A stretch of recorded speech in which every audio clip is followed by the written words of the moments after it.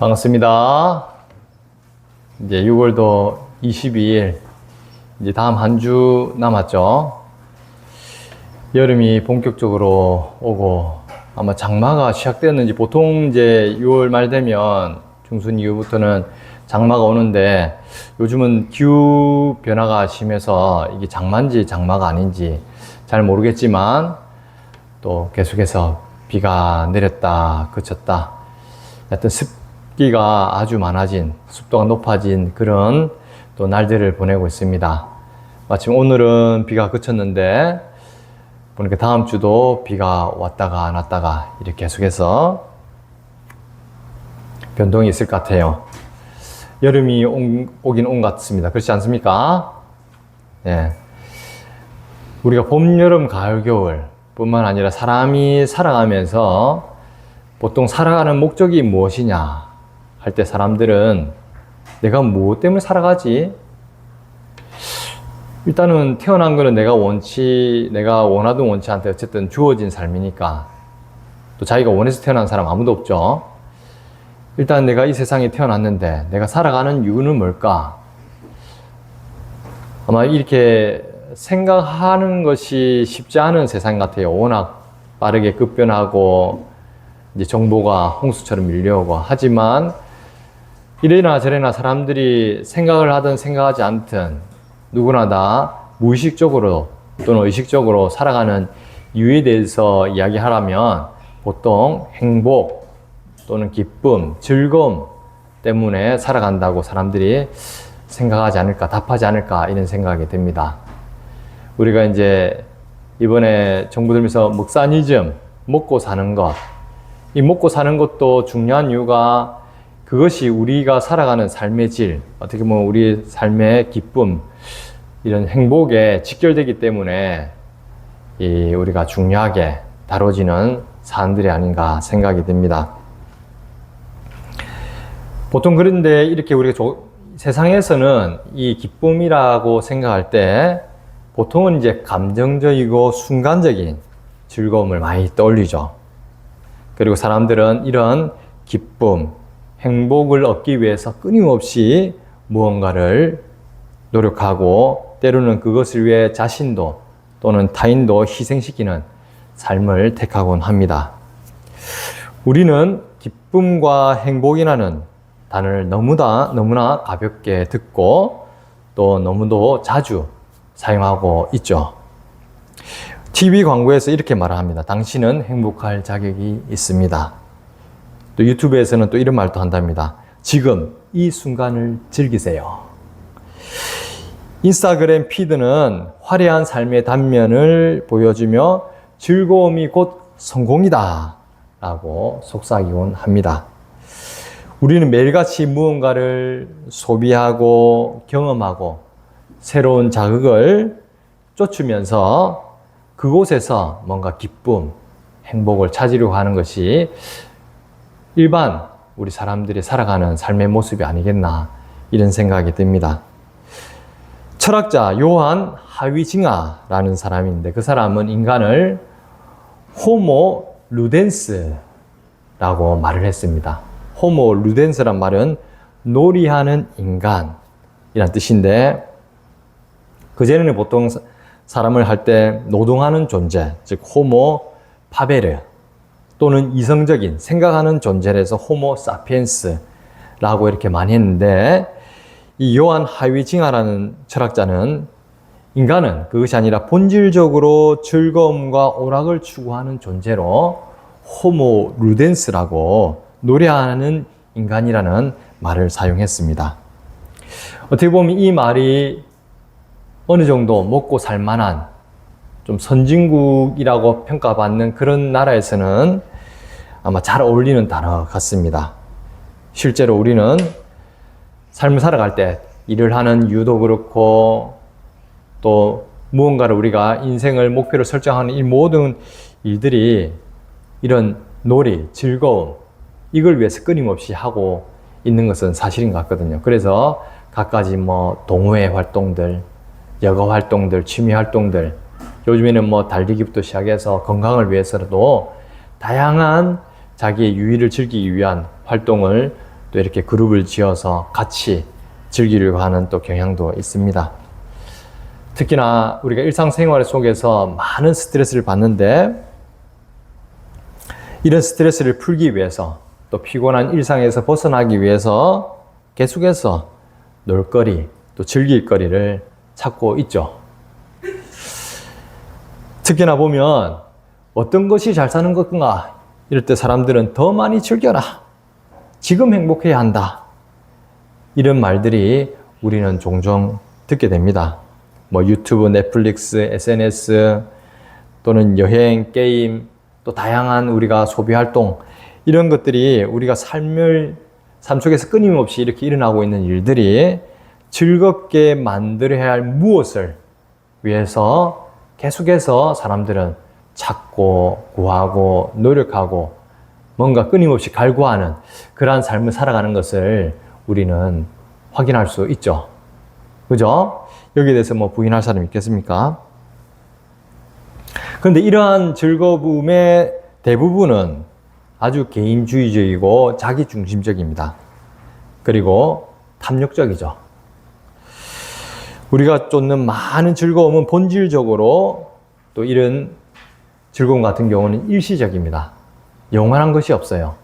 그래서 끊임없이 무언가를 새롭게 찾고 있는 거죠. 더 잘 먹고, 더 많이 가지고, 더 화려하게 살아가려고 하는 욕망이 우리를 계속해서 삶을 살아가는 동력으로 채찍질하게 하고 또 무의식적으로 뭐냐면 이러다 보니까 탐욕과 비교의 굴레를 벗어날 수 없도록 만들고 있죠. 그래서 보면은 우리는 나의 만족, 나의 성공, 나의 쾌락, 나의 행복을 위해서 누군가 끊임없이 경쟁해야 되고 비교해야 되고 또는 갈등하는 세상을 살아가고 있습니다. 그러다 보니까 우리가 원하는 무언가를 얻었을 때 그것은 또 상대적으로 금방 박탈되고 또 무언가를 또 쫓아야 되고 또 경쟁해야 되고 비교해야 되고 뭔가를 또 찾아야 되는 이러한 무한반복적인 이 굴레를 우리는 벗어날 수 없다는 것을 알 수 있습니다. 잠깐 동안 우리가 무언가를 성취했을 때 뭔가 있어 보이고 화려하게 보일지 모르겠지만 특히나 보면 먹는 것부터 시작해서 뭐 화려한 집, 뭐 대저택 또는 자기가 어디 여행 가는 거 이런 것들을 사람들이 무수히 많은 그 SNS상에서도 그렇고 유튜브 상에서도 계속 올리고 자기 만족을 갖다 과시하고 자지만 이것은 보면 알겠지만 아주 이렇게 불꽃같이 잠시 확 불 붙었다 꺼지는 그러한 허망한 또 삶을 우리가 드러내는 단편일 수 있는 거죠. 그래서 보면은 사람들은 남들보다 뒤처지면 왠지 불안하고 또 원하는 것을 얻지 못하면은 낭망하게 되고 낙심하게 되고 또한 뭐냐면은 상황이 또 나빠지면 금방 또 무너지는 좌절하게 되는 이러한 부분들도 무수히 반복하게 되는 것을 확인할 수 있죠.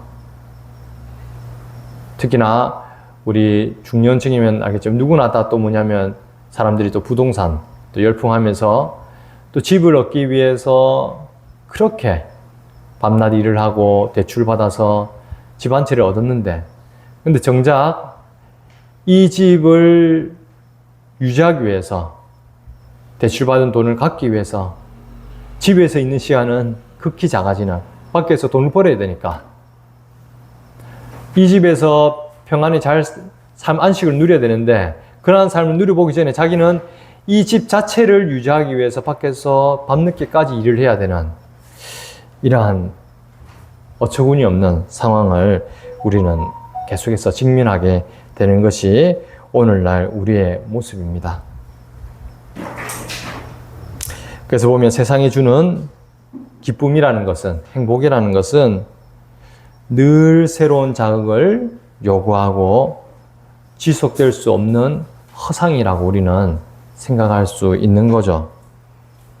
그리고 이러한 행복, 기쁨, 즐거움 상태를 보통은 뭐냐면 사람들은 그냥 감정 상태에 이렇게 한정해서 생각할 때가 참 많죠.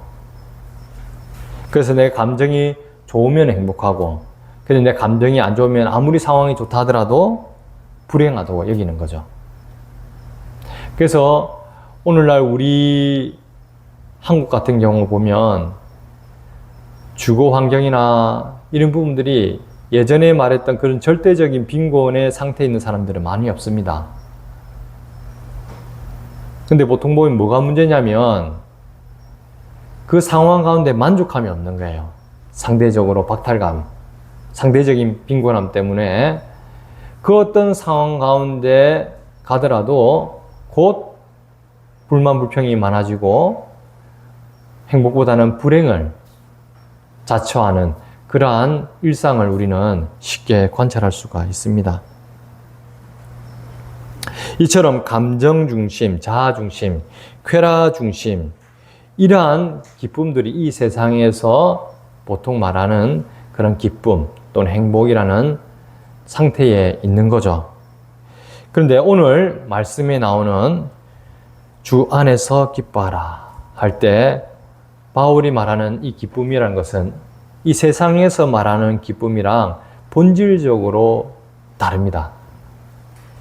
오늘 말씀 한번 다시 한번 볼까요? 4절에 보면 다 같이 한번 읽어보도록 하겠습니다. 시작. 주 안에서 항상 기뻐하라. 내가 다시 말하노니 기뻐하라. 잘 아시겠지만 빌립보서에는 전체적으로 중요한 키워드가 바로 기쁨이란 말이죠. 근데 특히나 이 기뻐하라고 이야기할 때 일시적으로 잠시 기뻐하라 이게 아니고 뭐라고요? 주 안에서 항상 기뻐하라고 했어요. 항상. 이 기쁨 상태가 항상 기뻐하라는 말은 근본적으로 하나님께서 우리에게 베푸신 그 기쁨의 상태가 지속적이고 영원하다는 것을 알 수가 있는 거죠. 이것만 봐도 이 세상과는 차이가 나죠. 그리고 바울이 지금 말하고 있는 이 상황을 우리가 생각해 보면 세상에서 기쁨, 행복한 그 상태랑은 본질적으로 다르다는 것을 쉽게 볼 수가 있어요. 왜 그렇습니까? 바울이 지금 어떤 상황 가운데 있는 거죠? 빌립보서는 옥중서신이죠. 바울은 감옥에 감금된 상태입니다. 그래서 보면은 쇠사슬에 묶인 몸이고 자유를 박탈된 그런 상태에 있는 거고 또 언제 죽을지 모르는 생사의 불안정한 상황 가운데 놓여 있는 것이 지금 바울의 상황이란 말이에요. 근데 이 상황 가운데 바울은 기쁨이란 말을 계속해서 이야기하고 있고 자기 또한 뭐냐면 기뻐한다라고 이야기를 하고 있습니다. 참 놀랍죠. 그래서 그러면 이러한 성경에서 말하고 있는 이 기쁨,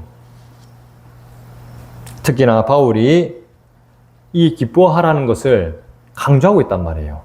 그냥 기뻐하라 이렇게 말하는 것이 아니라 주 안에서 항상 기뻐하라. 내가 다시 말하노니 기뻐하라 라고 하면서 아주 강조를 하고 있거든요. 아주 놀랍죠. 근데 이렇게 바울이 강조한 이유는 실질적으로 하나님 안에서 주 안에서 누리는 이 기쁨이 얼마나 크고 놀랍고 감히 이 세상의 언어로 형용할 수 없을 만큼 값진 것이기 때문에 바울이 이처럼 강조한다라고 우리는 생각할 수 있는 거예요. 너무나 좋기 때문에. 그래서 우리가 쉽게 생각하면 이 기쁨은 최소한 아까도 했지만 일시적인 게 아니죠. 영원한 속성을 지닌 기쁨이란 말이에요. 성경에서 말하는 기쁨이란 것이. 그리고 나아가서는 바울의 상황을 봐서 알겠지만 그는 조건에 어떤 상황에 매인 기쁨이 아니란 말이에요. 이 세상에서는 어떤 상태, 어떤 조건에 의해서 좌우되는, 그래서 일시적일 수밖에 한계적인 기쁨과 행복이라는 단어를 사용한다면 성경에서 말하는 이 기쁨이란 말은 조건이 없어요. 무조건적인 기쁨이에요. 어떤 상황을 초월한 기쁨인 거죠. 그리고 이 기쁨은 우리가 누리고 있는 단순히 이 현재적인 우리가 물질적인 이 세계를 초월한 신앙적이고 영적인 그런 상태까지 모두 다 포함하고 있는 그러한 기쁨의 상태를 이야기하고 있는 겁니다. 그래서 바울이 이렇게 좋은 기쁨을 자기만 누릴 수 없잖아요. 그리고 바울이 이렇게 강조하는 것은 누구의 뜻을 드러내는 걸 했습니까? 하나님의 뜻을 바울이 대언하고 있는 거죠. 하나님께서 우리에게 강력하게 원하고 또 강력한 하나님께서 의지를 가진 것만큼 우리에게 베푸시는 그 기쁨이 있다는 것을 전제로 이렇게 강조를 하고 있단 말이에요. 하나님은 우리가 결코 불행해지거나 또는 절망하거나 낙심하거나 아니면은 우리가 이 세상 가운데 허망하게 사는 것을 원하지 않는 거예요. 하나님은 그 누구보다 우리가 기뻐하고 행복한 삶을 사시기를 원하는 거죠. 살기를 원하시는 거예요. 이런 하나님의 그러한 뜻을 우리는 이 말씀을 통해서 확인할 수 있는 겁니다. 그럼 과연 우리가 어떻게 바울이 이처럼 강력하게 기뻐하라. 주 안에서 기뻐하라. 그냥 기뻐하는 게 아니라 주 안에서 항상 기뻐하라. 내가 다시 말하노니 기뻐하라. 라고 명을 할 수 있는 건가? 명령을 할 수 있는 건가? 우리는 생각해 볼 필요가 있죠. 즉, 우리가 성경에서 말하는 이 기뻐할 수 있는 근거가 무엇인지 우리는 생각해 봐야 됩니다. 우선은 첫 번째, 우리가 그 기뻐할 수 있는 그 근거는 무엇이냐? 빌립보서 우리가 4장 4절에 나오는 주 안에서 라는 말이 아주 중요하죠. 주 안에서. 주 안에서라는 말은 어떤 의미를 가진다고 했습니까? 가장 핵심적인 여러 가지 의미가 있겠지만 가장 핵심적인 의미는 주와 예수 그리스도와 우리가 어떤 관계가 형성된 거라고 연합된 상태, 연합된 관계를 의미한다고 했죠. 한 몸을 이룬 상태를 이야기하고 있단 말이에요. 주 안에서란 말은. 즉 우리의 기쁨, 성경에서 말하는 이 기쁨, 이 세상에서 감히 누리기도 생각할 수도 상상도 할 수 없는 그러한 영원하고 감히 측량할 수 없는 우리가 가지고 있는 상황과 조건을 초월하여서 항상 기뻐할 수 있는 이 기쁨의 근원이 바로 주 예수 그리스도께 있다는 것을 말씀하고 있는 거예요. 그리고 그 주 예수 그리스도와 한 몸을 이룬 연합된 관계에 있는 우리는 그 주 예수 그리스도로부터 메마르지 않는 영원한 샘물 같은 기쁨을 누리게 된다는 말인 거예요. 이것을 이러한 하나님의 그 뜻을 성취하시기 위해서 어떻게 하셨어요? 성부 하나님께서 우리가 그 누구보다 행복하게 영원한 항상 기뻐할 수 있도록 하기 위해서 하나님께서는 그냥 말이 아니라 그 영원한 기쁨, 이 세상에서 감히 형언할 수 없는 크고 놀라운 그 기쁨을 누리게 하시기 위해서 자신의 독생자 예수 그리스도를 이 땅 가운데 보내셨단 말이에요. 참 사람으로. 우리의 모든 죄와 허물, 우리의 모든 질고를 대신 지시고 예수님께서 십자가에 못 박혀 죽도록 하셨단 말이에요. 그 예수님의 피값으로 우리를 그런 영원한 기쁨의 잔치로 초대하셨다는 것을 우리는 알 수 있는 거죠.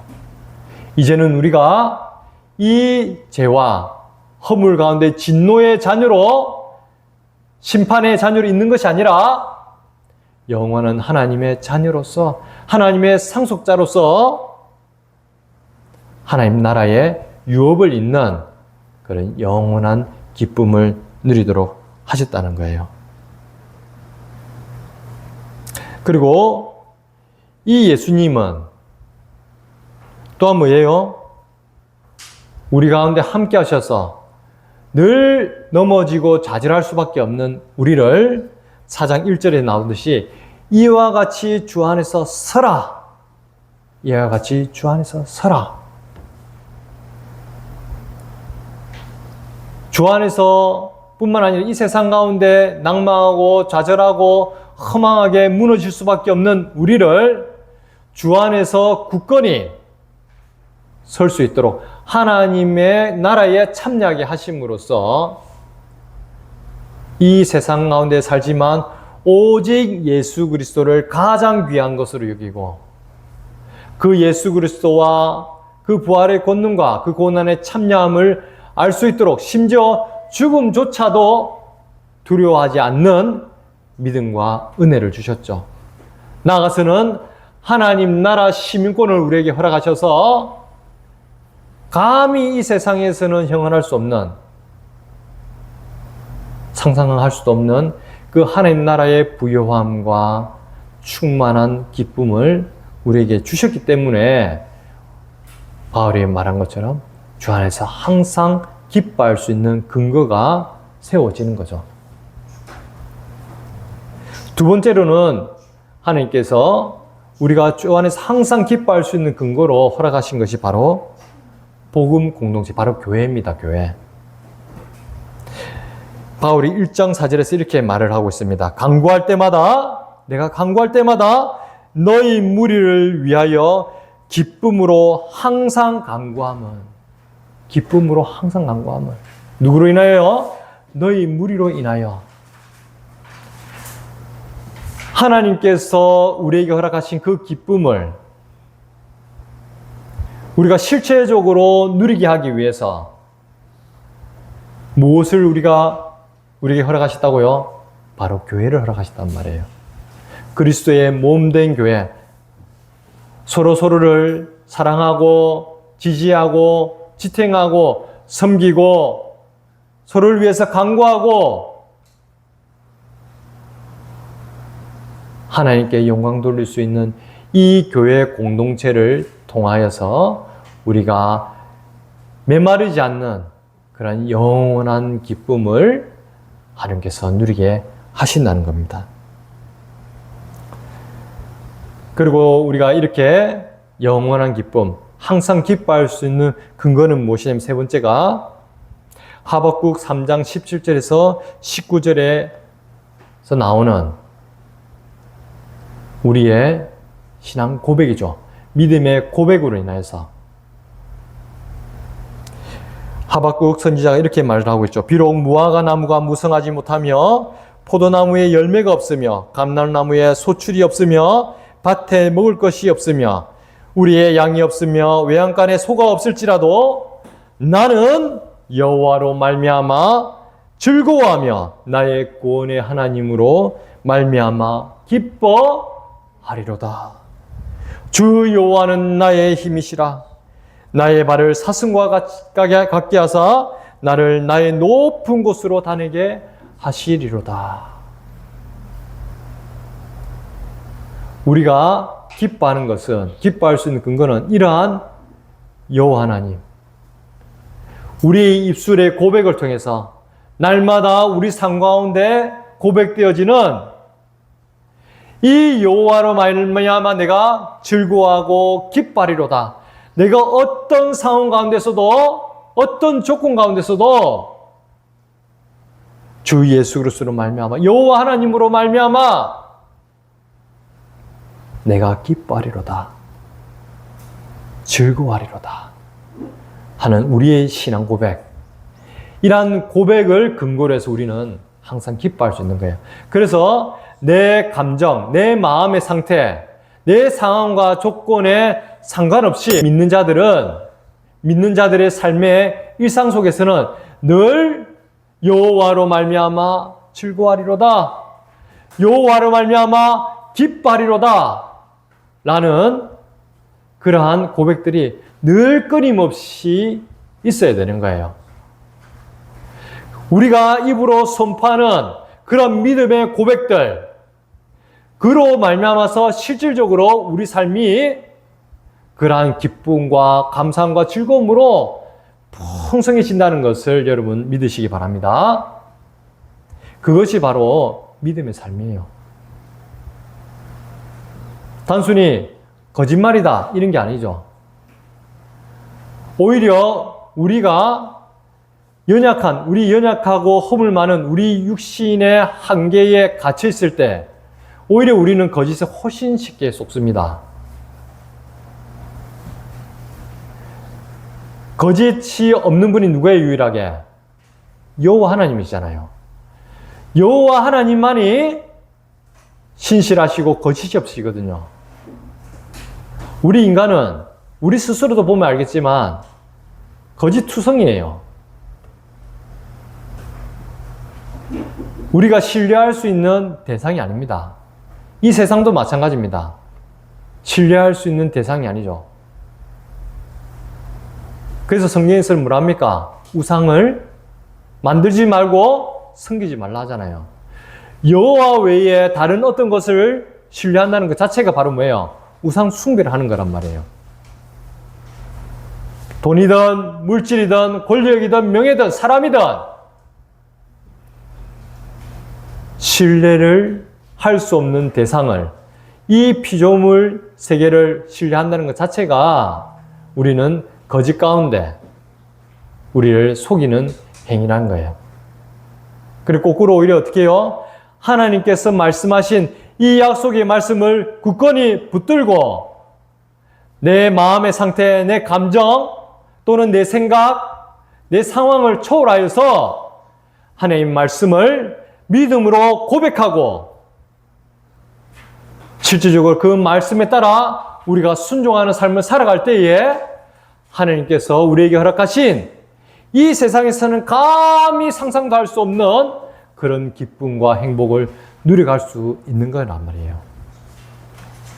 이것이 바로 성경에서 바울이 지금도 강조하고 있는 주 안에서 항상 기뻐하라. 내가 다시 말하노니 기뻐하라는 말이 진리임을 드러내고 있는 것이죠. 이 진리된 말씀 가운데 여러분들은 아멘 하고 실질적으로 순종하여 나갈 때 이미 주어진 그 천국의 보화 같은 기쁨들이, 행복들이 여러분들 가운데 충만하게 일어날 줄 믿습니다. 그러면은 우리 일상 속에서는 과연 무엇을 기뻐하고 있는가 한번 생각을 해봐야 되겠죠. 나도 모르게 내가 이 세상에서 어떤 성공, 아니면 이 세상 사람들로부터 뭐 인정받는 것, 아니면 돈이나 물질이나, 아니면 뭔가 화려하게 보이는 어떤 것, 건강이 될 수도 있고, 또는 우리 입장에서는 중년 이상 되면 또 자녀가 또 우리의 기쁨의 원천이 될 수도 있고, 과연 우리는 어디에 우리의 참 기쁨을 누리고 있는가 한번 생각을 해봐야 될 필요가 있는 거죠. 우리 서두에도 이야기했지만 이 세상에서 좋아 보이는 것들, 끊임없이 주장하는 그러한 기쁨과 행복이라는 것은 아주 일시적이고 허상뿐이라는 것을 여러분들은 기억하셔야 되는 거죠. 우리가 진정 무엇을 바라보고 우리 기쁨의 근원으로 삼고 있는가, 여러분들은 일상 가운데 깊이 생각을 하고 이번 한 주간도 과연 내 삶의 진짜 기쁨은 무엇인가 말씀 가운데 자신을 돌아보는 은혜가 있기를 기도하겠습니다. 우리의 참된 기쁨은 다른 그 어떤 것이 아니라 바로 주님 자신이 되어야 된다는 것을 다시금 강조하게 됩니다.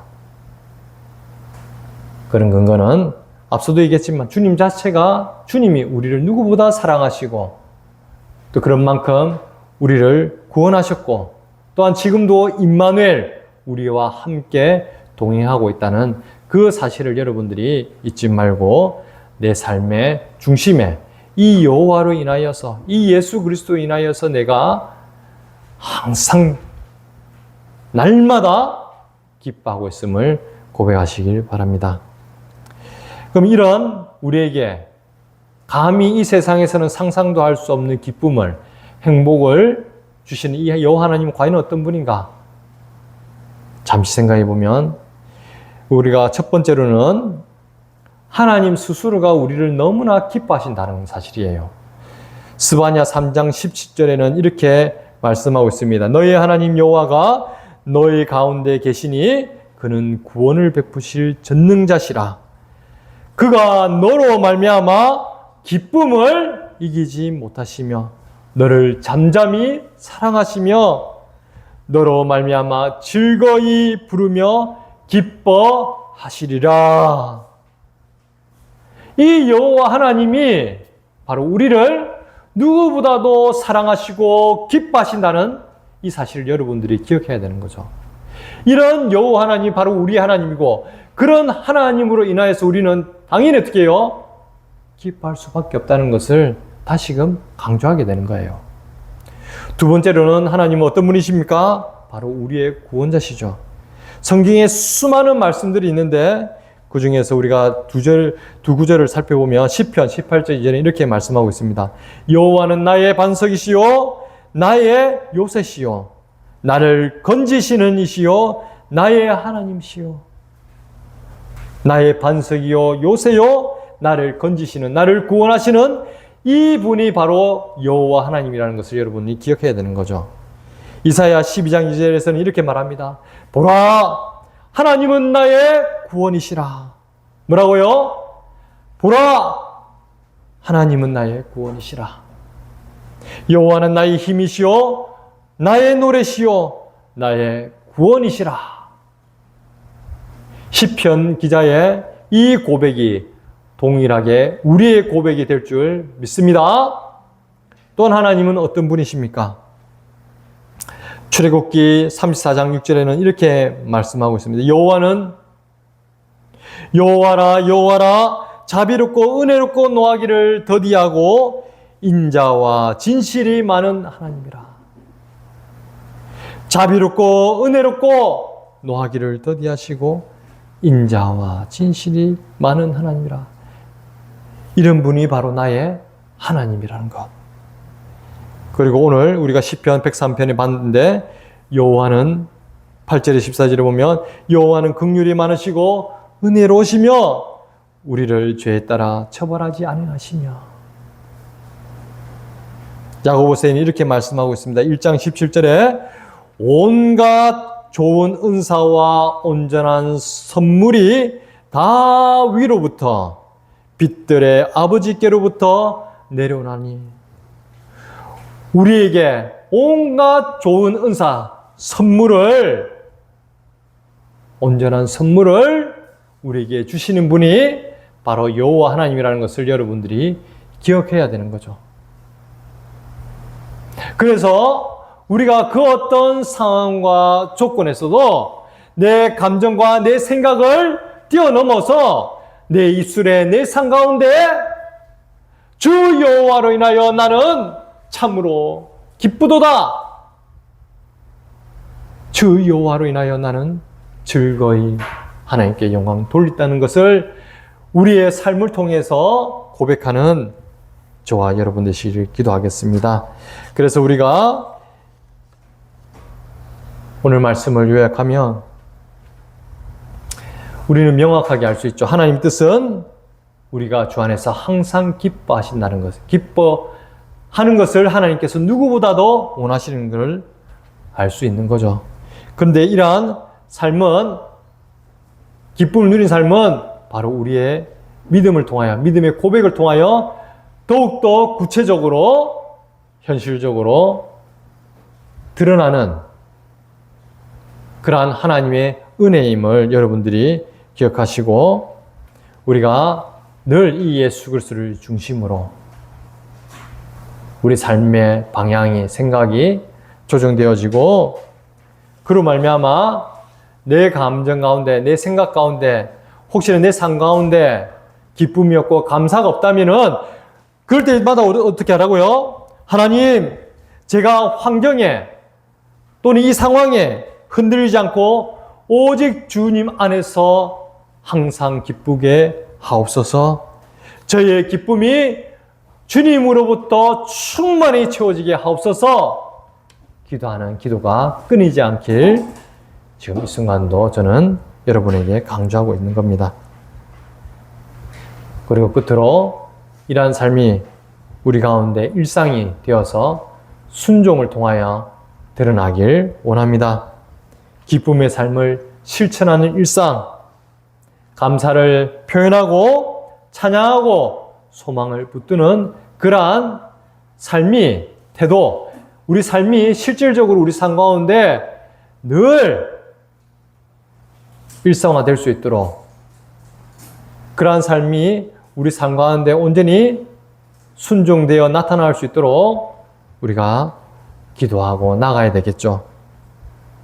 또한 다른 그 어떤 것보다도 이러한 우리가 받은 하나님부터 놀라운 기쁨들, 그 은혜들을 단순히 내뿐만이 아니라 어떻게 해요? 우리 공동체를 통해서 서로를 더욱더 함께 풍성히 나누고 또한 이를 모르는 사람들에게도 적극적으로 함께 나눌 수 있는 그러한 풍성한 기쁨의 삶을 살아가는 저와 여러분 되시길 간절히 기도드리겠습니다. 기도하겠습니다.